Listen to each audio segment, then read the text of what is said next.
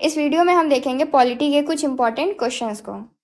पहला क्वेश्चन है, what is the preamble of the Indian constitution? Indian constitution का जो प्रीएम्बल है वो क्या है? Option, a detailed introduction to the constitution, a brief introduction to the constitution, a part of the constitution that can be amended, a part of the constitution that can not be amended. तो इसका correct answer होगा a brief introduction to the constitution. जो preamble है Indian constitution का वो एक brief introduction है constitution का। रही बात अमेंडमेंट की, तो क्या प्रीएम्बल को अमेंड किया जा सकता है? तो आंसर होगा येस। प्रीएम्बल को ऑलरेडी अमेंड किया जा चुका है by the 42nd amendment act, तो इसका मतलब हम प्रीएम्बल को अमेंड कर सकते हैं फ्यूचर में भी। कॉन्स्टिट्यूशन के प्रीएम्बल में एग्जैक्टली क्या लिखा हुआ है?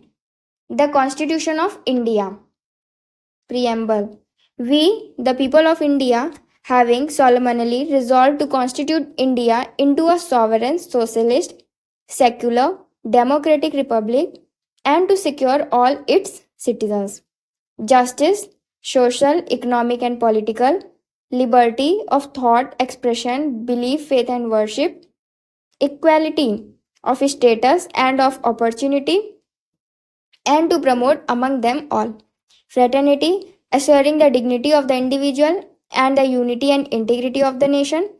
In our Constituent Assembly, this 26th day of November 1949, do hereby adopt, enact, and give to ourselves this Constitution. तो ये जो प्रीएम्बल है इंडियन कॉन्स्टिट्यूशन का, यहाँ से 4 बहुत ही इंपॉर्टेंट पॉइंट्स हमें पता चलते हैं। पहला ये कि ये जो लिखा है we the people of India, ये हमें बताता है सोर्स। कॉन्स्टिट्यूशन का सोर्स क्या है? We the people of India, India के लोग। उसके बाद ये कंट्री कैसी है, हमारी जो कंट्री है वो कैसी है? Sovereign, socialist, secular, democratic republic. और मेन पर्पस क्या है कॉन्स्टिट्यूशन का? To provide justice, liberty, equality and fraternity. और यहाँ से हमें पता चलती है एडॉप्शन की डेट, कि हमारे कॉन्स्टिट्यूशन को कब एडॉप्ट किया गया था, by the 26th of November 1949। Next question है, which article of the Indian constitution defines the powers of the president? President की पावर्स किस आर्टिकल में दी हुई हैं? आर्टिकल 52, आर्टिकल 53, आर्टिकल 54 या फिर आर्टिकल 55? तो करेक्ट आंसर होगा आर्टिकल 53। आर्टिकल 52 किससे रिलेटेड है? आर्टिकल 52 में दिया है द प्रेसिडेंट ऑफ इंडिया। ये लिखा है कि जो हेड होंगे स्टेट के, head of the state,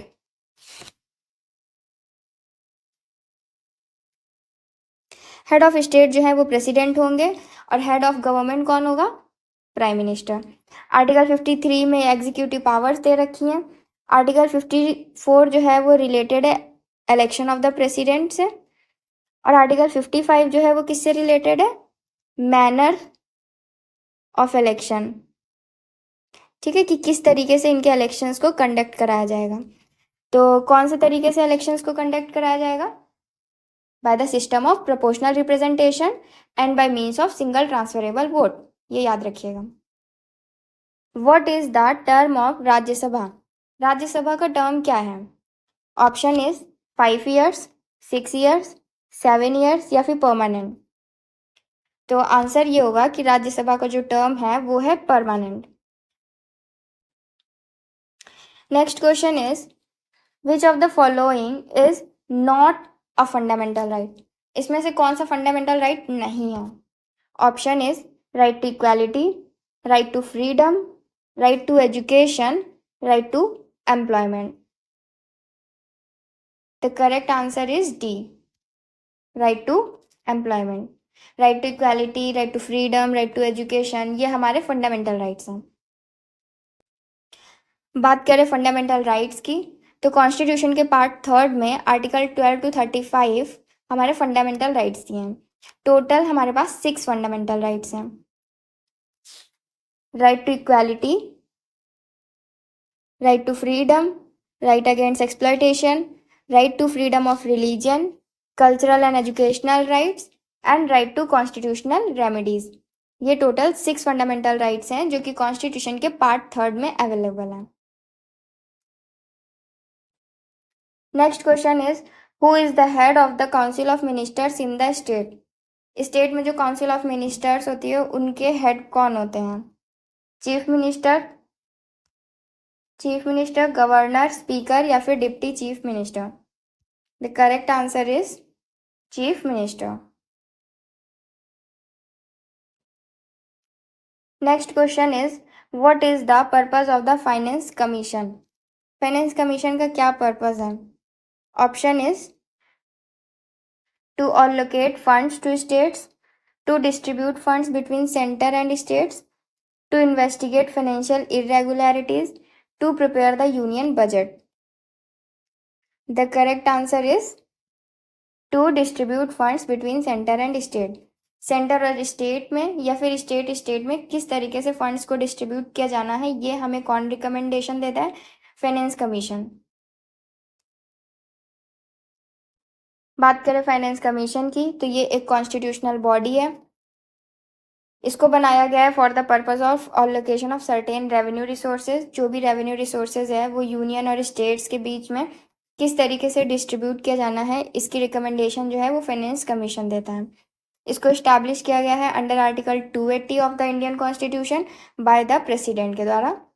president हर 5 साल पे फाइनेंस कमीशन कॉन्स्टिट्यूट करते हैं under article 280 of the constitution.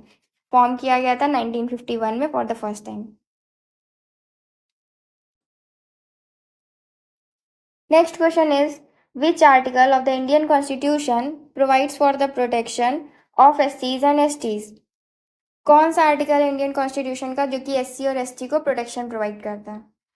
पहला है आर्टिकल 15, देन आर्टिकल 16, आर्टिकल 17 या article 18। The correct answer is article 17। Article 15 में क्या है? Prohibition of discrimination on 5 grounds, religion, race, caste, sex और प्लेस ऑफ बर्थ। ठीक है। आर्टिकल 16 में दिया हुआ है prohibition of discrimination in employment in government office, और आर्टिकल 17 में है एबॉलिशन ऑफ अनटचेबिलिटी, और आर्टिकल 18 में है abolition of titles. Next question is who appoints the chief election commissioner. Chief election commissioner को कौन अपॉइंट करता है? The option is president, prime minister, chief justice या फिर parliament. The correct answer is president. Question है what is the minimum age to contest Lok Sabha election. Lok Sabha के election लड़ने के लिए कम से कम एज क्या होनी चाहिए? Option is 25 years, 30 years, 35 years या फिर 40 years. The correct answer is 25 years.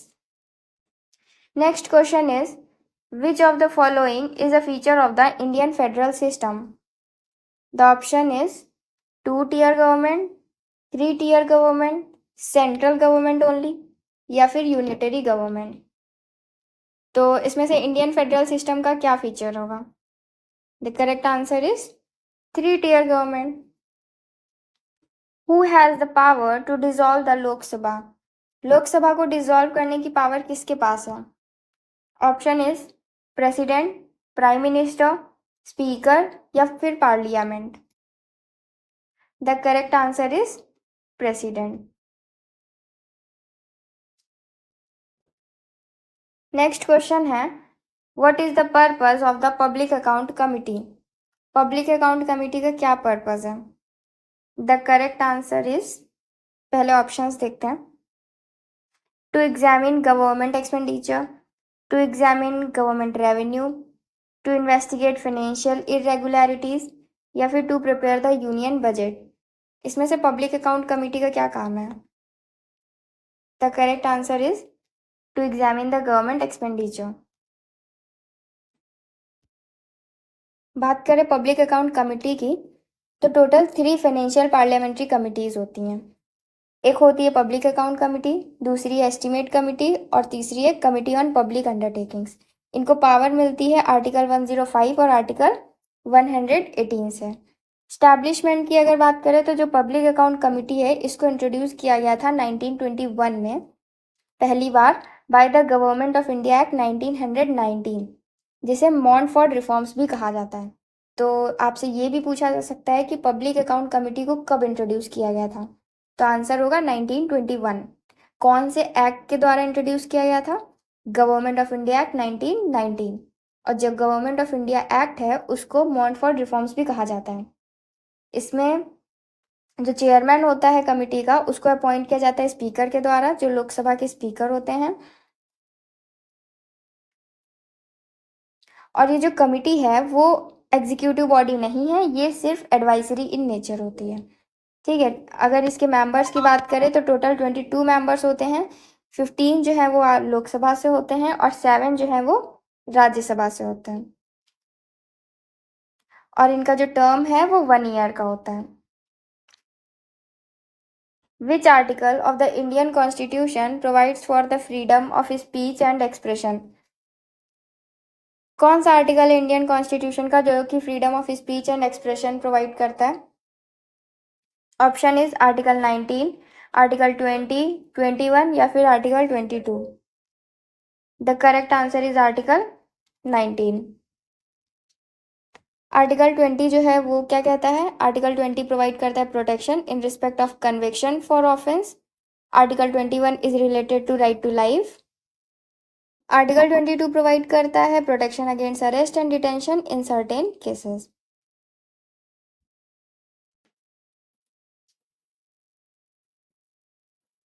Next question है, who is the chairman of the national integration council? National integration council के चेयरमैन कौन होते हैं? Prime minister, president, vice president या फिर home minister? The correct answer is prime minister. Next question is, what is the term of the Lok Sabha after the expiration of its 5 year term? 5 साल के बाद लोकसभा का क्या होता है? 6 मंथ्स के लिए और बढ़ जाती है या फिर 1 ईयर के लिए या 2 ईयर्स के लिए या फिर डिसॉल्व हो जाती है? The answer is dissolve. Next question is, which of the following is not a fundamental duty?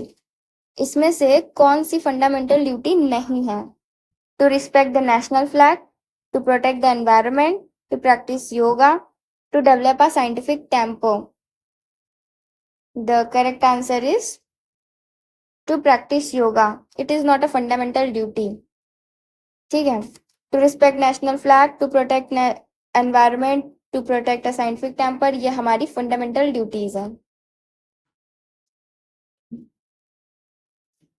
बात करें फंडामेंटल ड्यूटीज की तो टोटल 11 फंडामेंटल ड्यूटीज हैं जिन्हें ऐड किया गया था 42nd कॉन्स्टिट्यूशनल अमेंडमेंट एक्ट से in part 4th A of the constitution, article 51A। किसकी रिकमेंडेशन से इन्हें ऐड किया गया था? बाय स्वरण सिंह कमेटी की रिकमेंडेशन से।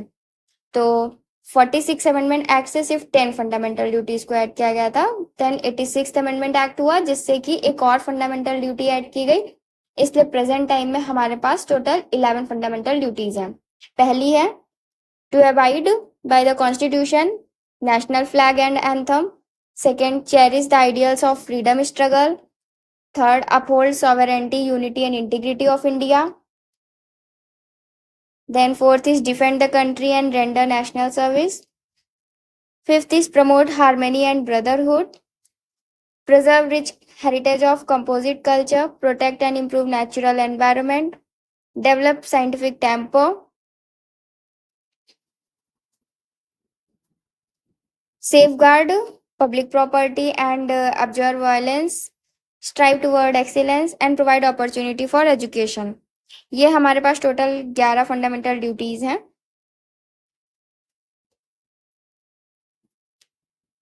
Who appoints the governor of a state? State के गवर्नर को कौन अपॉइंट करता है? President, prime minister, chief minister या फिर parliament? The correct answer is president. What is the purpose of the estimates committee? Estimate committee का क्या काम है, क्या पर्पस है? To examine government expenditure, to examine government revenue, to investigate financial irregularities, to prepare the union budget? The correct answer is to examine government expenditure. The next question is, which article of the Indian Constitution provides for the protection of environment? Environment protection की बात किस article में की गई है? Option is article 48, article 49, article 50 या फिर article 51. The correct answer is article 48.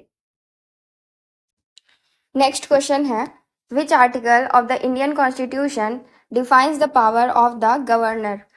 जैसे प्रेसिडेंट की जो पावर थी वो आपकी कहाँ दी हुई थी? आर्टिकल 53 में. वैसे किस आर्टिकल में गवर्नर की पावर्स को डिफाइन किया गया? ऑप्शन इज आर्टिकल 153, 163, 173 या फिर आर्टिकल 183. तो इसका करेक्ट आंसर होगा article 163. Next question, which article of the Indian Constitution provides for the establishment of the State Public Service Commission? State public service commission किस article के अंतर्गत इस्टेब्लिश किया जाता है? Option is article 315, article 316, article 317 या फिर article 318. The correct answer is article 315. Next question is, which article of the Indian Constitution provides for the establishment of High Court? High court को किस article के अंतर्गत establish किया जाता है? Option is article 214, article 215, article 216 या फिर article 217. The correct answer is article 214. Next question is, who appoints the High Court judges? The option is President, Governor, Chief Justice of India या फिर Prime Minister. High court जजेस को कौन appoint करता है? Correct option is president. What is the minimum age to become a panchayat member? Panchayat का member बनने के लिए कम से कम एज क्या होनी चाहिए? 18 ईयर्स, 21 ईयर्स, 25 ईयर्स या फिर 30 years. Correct answer is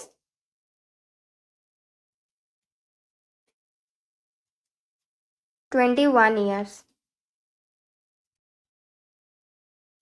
next question is, which article of the Indian constitution provides for the establishment of Panchayati Raj institution? Panchayati Raj institution कौन सा आर्टिकल के अंतर्गत स्टैब्लिश किया जाता है? कहाँ लिखा हुआ है for the establishment of Panchayati Raj institution? Option is article 40, article 41, article 42 या फिर article 43. The correct answer is article 40. What is the term of the panchayat? Panchayat का टर्म क्या होता है? 3 years, 5 years, 6 years या फिर 7 years. The correct answer is 5 years.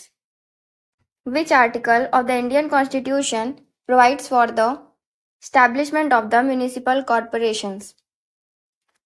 Option is Article 243Q, 243R, 243S या फिर Article 243T.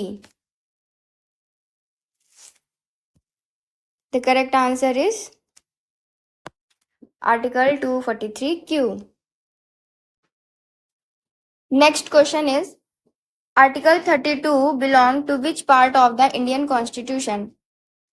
Article 32 कौन से पार्ट से बिलोंग करता है? Option is part 1, part 2, part 3 या फिर part 4. The correct answer is part 3. Part 3 क्या है कॉन्स्टिट्यूशन का? Fundamental rights. आर्टिकल 32 जो है वो फंडामेंटल राइट्स है और आर्टिकल 32 में क्या है? Constitutional remedies. Next question, the Indian parliament consist of? Indian parliament में क्या क्या आता है? लोकसभा एंड राज्यसभा, लोकसभा, राज्यसभा एंड विधानसभा, लोकसभा, राज्यसभा या फिर Vidhan Parishad? Lok Sabha, Rajya Sabha and the president. The correct answer is Lok Sabha, Rajya Sabha and the president. Next question. The Indian Constitution recognizes. The option is 22 official languages, 23 official languages, 24 official languages या फिर 25 official languages. कितनी official languages Constitution में mention की गई हैं? The correct answer is 22 official languages. अगला question है which of the following constitutional amendments provided the right to education? Right to education जो है वो किस amendment से ऐड किया गया था? Option is 86th amendment act, 87th amendment act, 88 या फिर 89 amendment act. The correct answer is 86th amendment act. 86th amendment act से आर्टिकल 21A फंडामेंटल राइट्स में ऐड किया गया, 11th हमारी फंडामेंटल ड्यूटी को ऐड किया गया, ठीक है। और ये जो 86th अमेंडमेंट एक्ट है ये 2002 में हुआ था। Next question, Which of the following articles of the Indian Constitution deals with the abolition of titles? Abolition of titles की बात कौन सा आर्टिकल करता है? Option is article 17, article 18, article 19 या फिर article 20। The correct answer is article 17। Which part of the Constitution has the provision for the Panchayati Raj system? Panchayati Raj system जो है वो किस पार्ट में दिया हुआ? Option is part 9th, 6th, part 3rd या फिर part 4th A. The correct answer is part 9th। Next question is joint sitting of Lok Sabha and Rajya Sabha can take place to resolve deadlock over. Lok Sabha और राज्यसभा की joint sitting जो है वो किस matter को resolve करने के लिए बुला सकते हैं? Option is ordinary legislation, money bill, constitutional amendment bill या फिर appropriation bill. The correct answer is ordinary legislation. Money bill, constitutional amendment bill या फिर अप्रोप्रिएशन बिल के केस में जॉइंट सिटिंग जो है वो नहीं बुलाई जाती है। इस वीडियो का लास्ट क्वेश्चन है, the supreme court of India initiated the doctrine of basic structure of the constitution in। Basic structure doctrine जो है वो किस केस में निकल के आई थी? गोलकनाथ केस, केशव नंदा भारतीय केस, शंकरी प्रसाद का केस या फिर सज्जन सिंह का case? The correct answer is Keshav Nanda भारतीय केस इन 1973।